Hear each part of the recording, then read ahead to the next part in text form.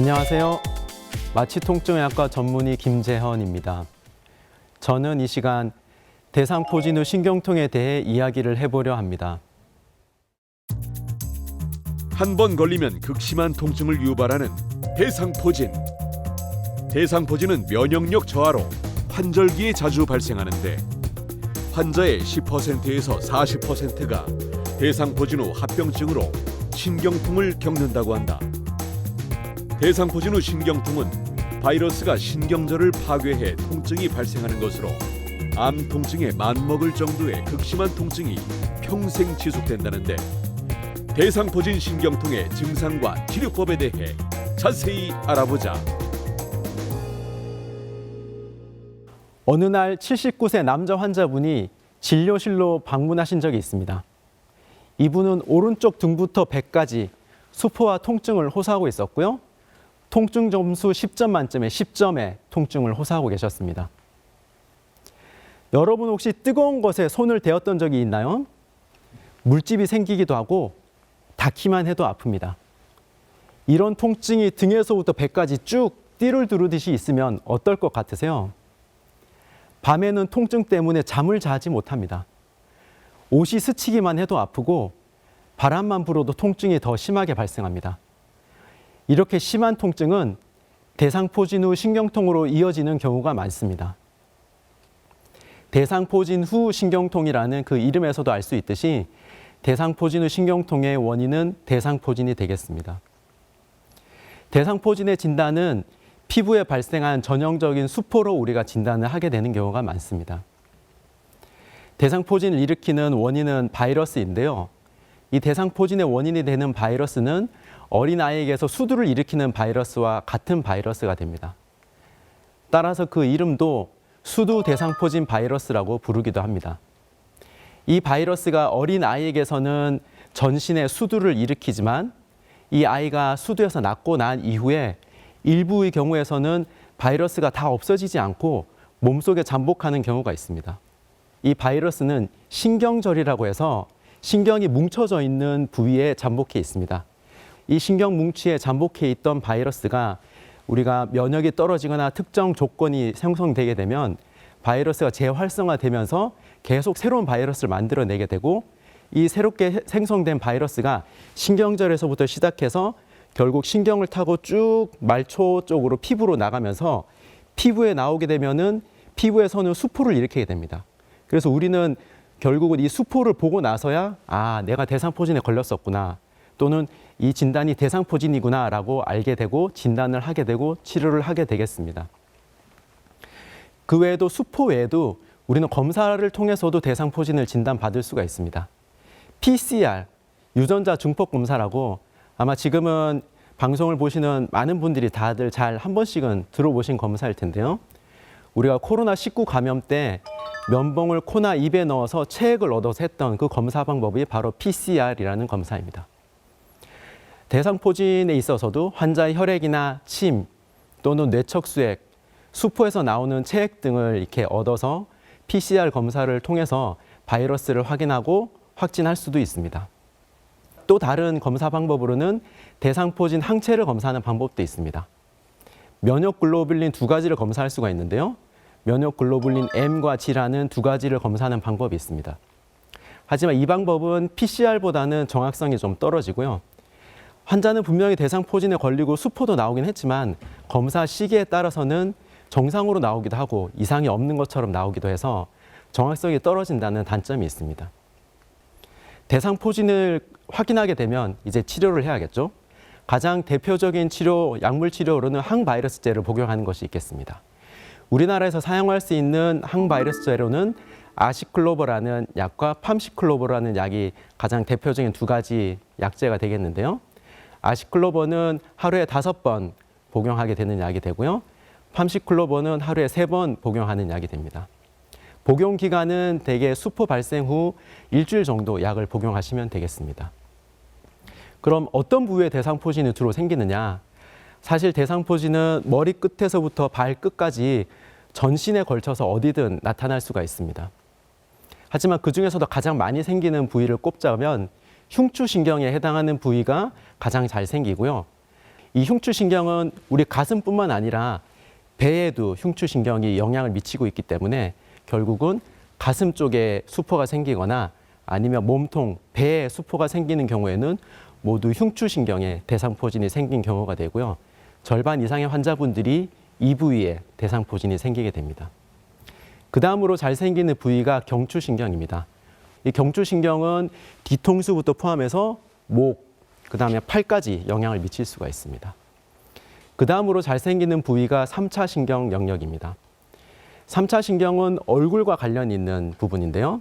3차 신경에 대상포진이 발생하게 되면 얼굴에 수포가 생기게 되고 또 얼굴에 통증을 호소할 수가 있습니다. 그 외에도 요추나 천추신경에도 생길 수가 있어서 이 경우에는 다리에 수포가 생긴다거나 항문이나 이렇게 둔부 등의 대상포진이나 수포가 생길 수가 있겠습니다.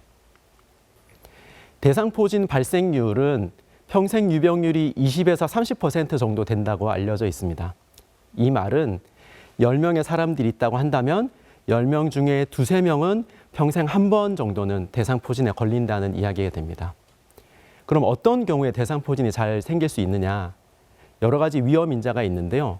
그 중에서도 가장 직접적으로 관련이 있는 위험인자는 나이가 되겠습니다. 나이가 많을수록 대상포진에 훨씬 잘 걸리게 됩니다. 면역이 저하된 환자에서도 대상포진이 훨씬 잘 생길 수가 있습니다. 면역 저하자라고 하면 암 환자 또는 혈액암 환자, 장기 이식을 받은 분, 그 외 면역 억제제를 드시는 분들의 경우에는 면역 저하가 있을 수 있기 때문에 이런 경우에는 대상포진에 훨씬 잘 걸릴 수 있습니다. 뿐만 아니라 당뇨병을 포함한 만성질환이 있는 경우에도 대상포진이 잘 생길 수 있습니다. 또 성별로 비교했을 때는 남성보다는 여성에서 대상포진이 잘 걸리는 것으로 알려져 있고요. 또 외상을 입거나 정신적 스트레스를 받는 경우에도 대상포진에 잘 걸릴 수 있습니다. 그러면 이런 대상포진의 합병증으로는 어떤 것이 있을까요? 앞서 설명드렸던 통증, 대상포진이 생긴 후 생기는 대상포진 후 신경통이 가장 흔한 합병증이 됩니다. 하지만 그 외에도 대상포진이 발생한 부위에 따라서 여러 가지 합병증이 있을 수 있습니다. 대상포진이 귀에 생기게 되면 청력소실 또는 어지럼증이 생길 수 있고요. 눈에 생기게 되면 결막염, 각막염, 각막궤양, 홍채염, 녹내장, 심한 경우에는 실명에까지 이르는 경우가 있습니다. 그리고 중추신경, 뇌에 발생하는 경우도 있습니다. 이 경우에는 뇌염이 생기기도 하고 환자가 혼수 상태에 빠지는 경우도 있습니다. 척수도 중요한 중추신경인데요. 척수에 대상포진이 생긴 경우에도 척수염이 생길 수 있고 또 그 외 다른 신경에 생기는 경우들도 있는데 안면신경에 대상포진이 생긴 이후에 안면신경 마비가 와서 한쪽 얼굴 표정을 짓지 못하거나 입술을 제대로 움직이지 못하거나 이마를 움직이지 못하는 등의 그런 부작용이 생기기도 합니다. 뿐만 아니라 혈관에도 이상을 일으킬 수가 있습니다. 특히 뇌에 있는 혈관이 이상을 일으키게 될 경우에는 뇌졸중, 흔히 중풍이라고 하는 병을 일으킬 수가 있는데요. 그 외에도 일과성 허혈 발작이라고 해서 뇌졸중 증상이 짧게 발생하는 경우가 있습니다. 또 혈관이 부풀어 오르는 또 이상이 생기는 경우도 있습니다. 이것을 뇌동맥류라고 하는데요. 동맥류. 그 크기가 커지면 뇌출혈을 일으킬 수 있는 위험이 있습니다. 그리고 혈관 내 혈전을 형성시키는 경우도 있습니다.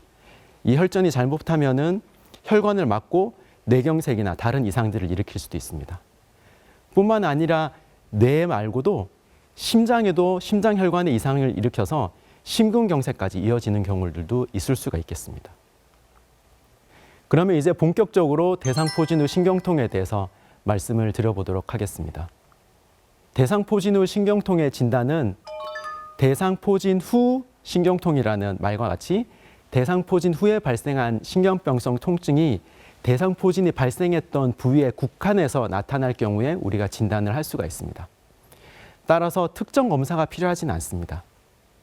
하지만 반드시 필요한 것이 대상포진이 생겼던 부위, 대상포진으로 진단받았던 부위, 내가 처음 대상포진에 걸렸을 때 아팠던 그 부위에 통증이 지속적으로 있어야지만 대상포진 후 신경통이 되겠습니다. 내가 대상포진은 왼쪽 가슴 부위에 생겼는데 만약 오른쪽이 아프다. 이건 대상포진이 생긴 부위가 아닌 다른 부위가 아픈 거거든요. 이 경우는 대상포진의 신경통이 아니라 다른 원인은 아닌지 확인을 하셔야 되겠습니다. 그러면 얼마나 오래 지속될 때 우리가 대상포진의 신경통이라고 진단을 하느냐? 대상포진이 발생한 부위에 수포 발생한 이후 대략 1개월에서 4개월 이상 통증이 지속되면 대상포진 후 신경통이라고 진단을 할 수 있습니다. 대상포진이 생겼다고 모든 분들이 대상포진 후 신경통으로 넘어가는 것은 아닙니다. 하지만 앞서서 제가 계속 강조한 것처럼 대상포진의 위험인자, 즉 나이가 많을수록 대상포진이 생긴 이후 대상포진의 신경통으로 잘 넘어갑니다. 뿐만 아니라 이 피부에 수포를 일으키기 전, 그러니까 전구 증상이 있는 그 시기에 통증이 심한 분들은 대상포진이 생긴 이후 대상포진의 신경통으로 잘 넘어갑니다. 또 급성기 통증, 대상포진 수포가 생긴 그 시기에 통증이 심한 경우도 대상포진의 신경통으로 잘 넘어갑니다. 그리고 대상포진은 전형적으로는 신경 하나 또는 2개 정도에 걸쳐서 국소적으로 수포가 생긴다고 말씀드렸는데요. 그러지 않고 수포가 위아래로 아주 넓게 생기는 분들이 드물게 있습니다. 이런 경우도 대상포진이 생긴 이후 대상포진의 신경통으로 잘 넘어갑니다. 또 부위별로 따졌을 때 눈 주변이나 얼굴에 대상포진이 발생하는 경우는 대상포진 이후 대상포진 후 신경통으로 잘 넘어가고요.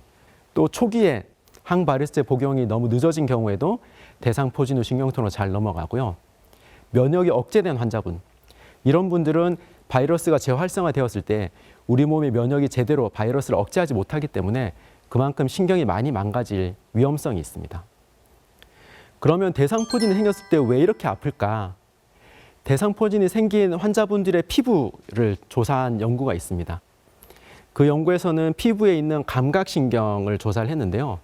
정상인 환자분들의 경우에는 제곱밀리미터당 약 1,600여 개의 감각신경이 존재하고 있었는데 대상포진 후 신경통이 생겼던 환자분을 조사했더니 같은 면적인데도 불구하고 감각신경의 개수가 140여 개밖에 없었다라는 조사 결과를 발표한 적이 있습니다.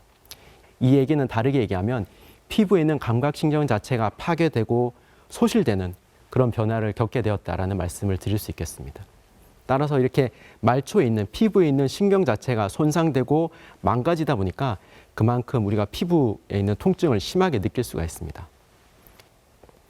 그러면 치료 방법은 어떤 것이 있을까요? 일단 대상포진 후 신경통이 왔을 때 가장 기본적인 치료는 약물 치료가 되겠습니다. 첫 번째는 항경련제입니다.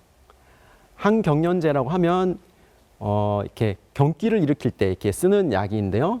하지만 이 경기를 일으킬 때 쓰는 약은 신경에 이상이 있을 때 쓰는 약인데 이 약제가 대상포진 후 신경통 때 사용했던 효과가 있는 것이 밝혀지면서 지금은 대상포진 후 신경통 때 많이 사용하고 있습니다.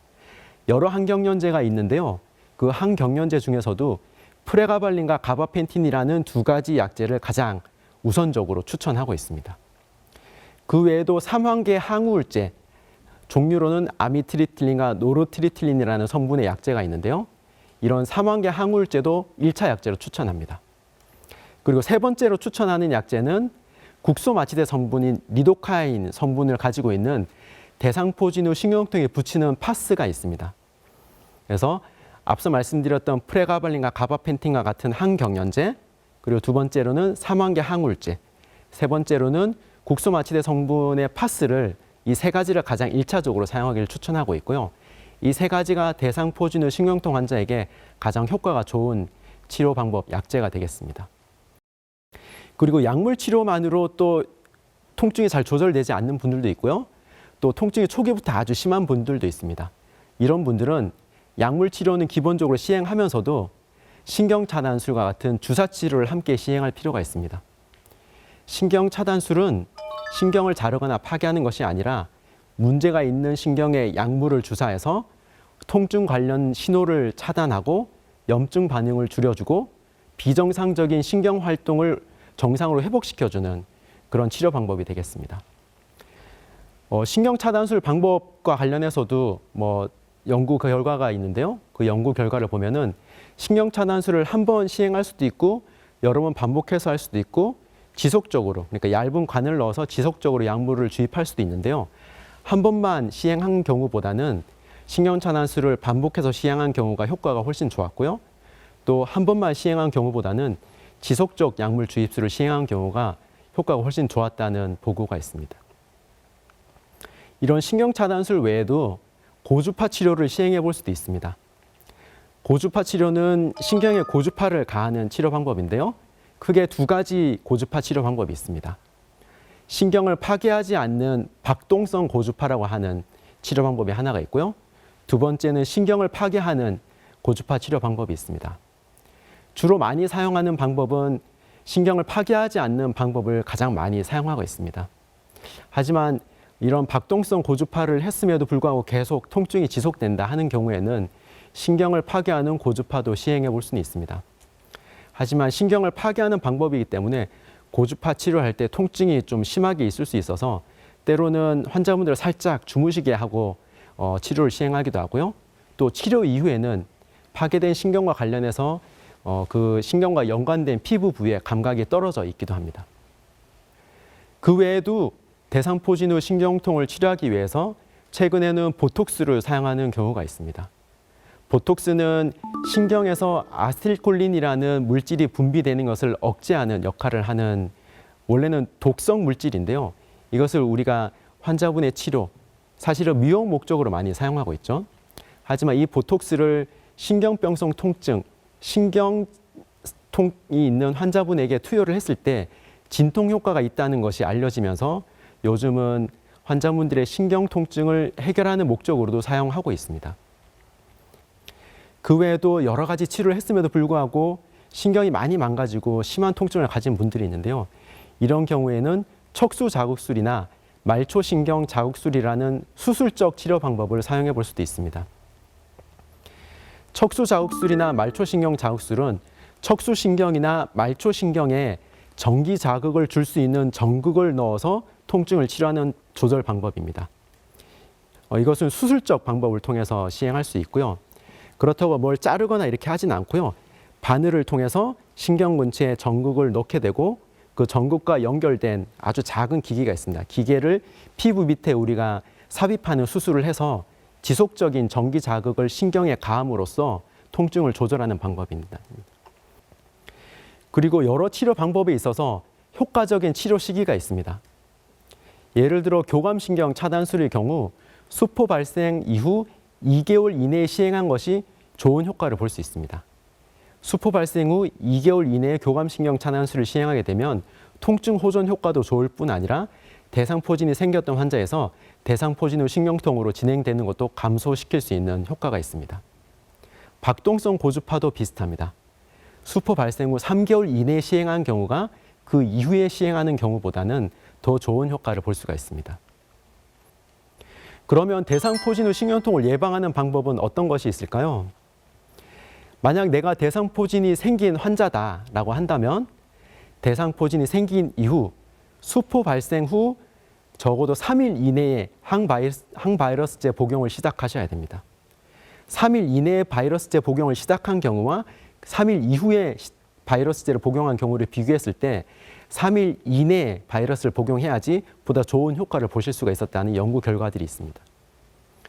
또 약물 치료를 시행할 때도 만약 내가 통증이 심하지 않은 경우라면 항바이러스제만으로 회복이 되는 경우들이 있습니다. 하지만 통증이 심하다. 그리고 앞서 제가 강조해서 말씀드렸던 대상포진의 신경통의 위험인자가 나한테 있다라고 한다면 항바이러스제뿐만 아니라 사망계 항우울제라든지 항병면제라든지 다른 약제를 함께 복용하실 필요가 있습니다. 또 신경차단술이 대상포진에서 대상포진의 신경통으로 넘어가는 것을 예방하는 데 상당히 효과적이기 때문에 조기에 신경차단술을 시행하는 것도 도움이 되겠습니다. 만약 나는 아직 대상포진이 발생하지 않았다라고 한다면 대상포진이나 대상포진의 신경통을 예방하기 위해서 대상포진 예방 백신을 접종하는 방법이 있습니다. 그리고 몸 관리를 하셔야 됩니다. 규칙적인 생활을 하고 규칙적인 운동을 하면서 잘 관리를 하셔야지 내가 면역이 보다 많이 떨어지는 것을 예방할 수 있고 내 몸 상태를 아주 좋게 유지할 수 있기 때문에 관리를 잘 하실 필요가 있겠습니다.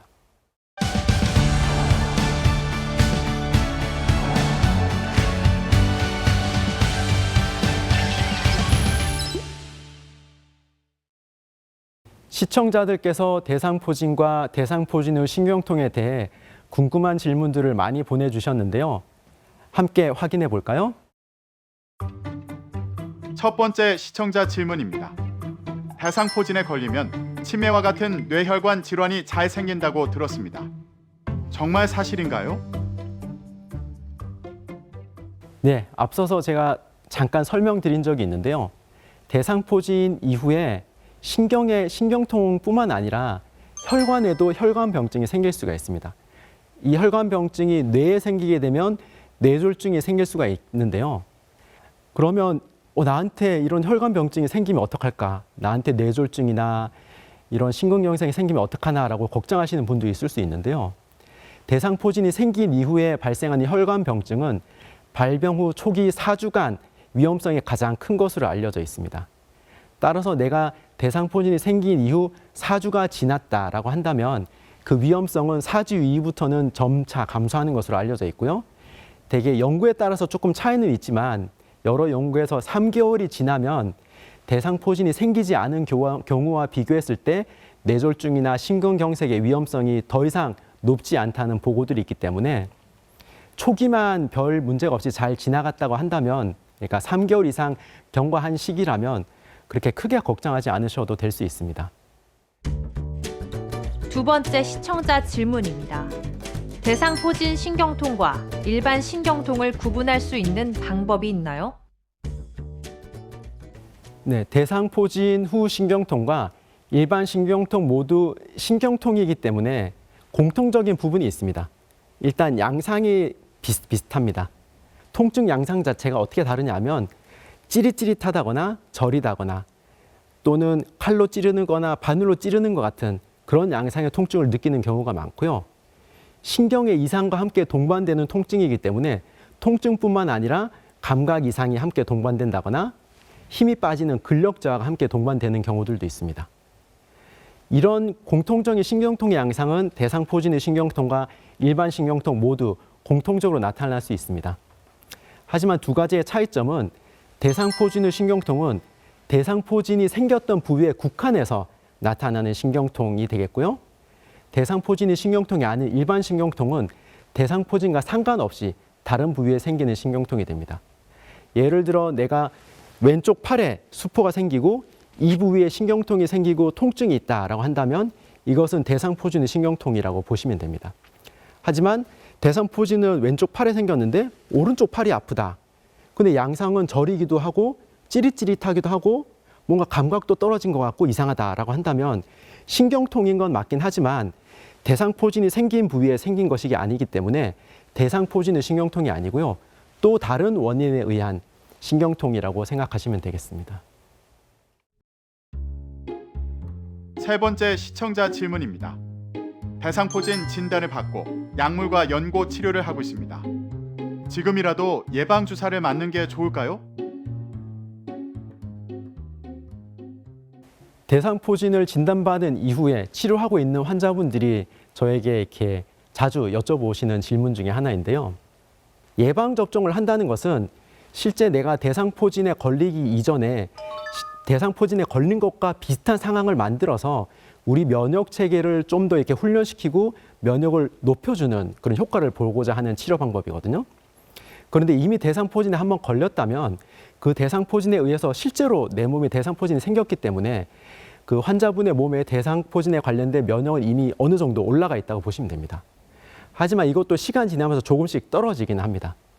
따라서 그럼 백신을 꼭 맞아야 되냐 아니냐에 대해서는 아직은 여러 가지 의견이 있고 정확한 정답은 없습니다. 또 다른 연구를 제가 소개해 드리자면 한 10년 정도 대상포진이 걸린 환자들을 쭉 경과 관찰한 연구가 있었는데요. 그 연구에 의하면 대상포진이 생긴 이후 첫 1년 동안은 대상포진에 생기는 경우가 거의 없었다라는 보고가 있고요. 그 이후 1년이 지난 이후부터는 1년마다 약 한 1%에서 1.2% 정도에 해당하는 환자분들이 대상포진이 재발하는 것으로 보고한 바가 있습니다. 이를 또 다르게 또 생각해 보면 대상포진에 걸리게 되면 우리 면역이 어느 정도는 오르게 되고 처음 1년 동안은 면역이 그래도 어느 정도 있기 때문에 재발률이 그렇게 높진 않고 그 이후에도 뭐 해마다 1%니까 확률적으로는 아주 높진 않지만 한번 걸리신 분들은 내가 그럼 다시 재발할지 재발하지 않을지 알 수가 없는 또 두려움을 가지고 있는 분들이 있기 때문에 예방접종을 맞고자 하신다면 급성기가 지나고 뭐 한 1년 정도 이후부터는 맞으셔도 된다고 추천드릴 수는 있을 것 같습니다. 한 번 발생한 대상포진의 신경통은 완치가 어렵습니다. 때문에 대상포진이 발생했을 때 참지 말고 적절하게 충분한 치료를 통해서 관리를 하시는 것이 아주 중요합니다.